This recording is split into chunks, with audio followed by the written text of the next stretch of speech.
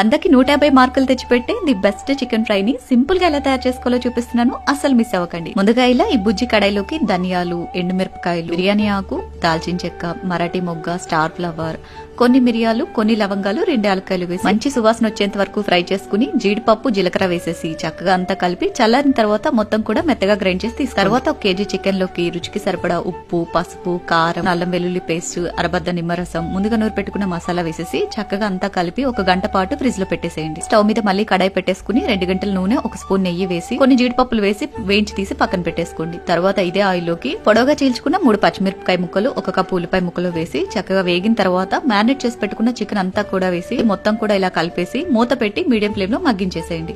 Chicken 50% ఉడికిన తర్వాత విధంగా కలుపుకుంటూ ఫ్రై చేసుకోవాలి. అంతా కూడా చక్కగా ఉడికిపోయి ఇలా దగ్గర పడ్డ తర్వాత 1 గుప్పెడు కరివేపాకు, కొత్తిమీర వేసి ఇలా మంచి కలర్ వచ్చేంత వరకు ఫ్రై చేసుకుని జీడిపప్పు కూడా వేసి కలిపేసుకున్నారంటే ఎంతో టేస్టీ అయిన చికెన్ ఫ్రై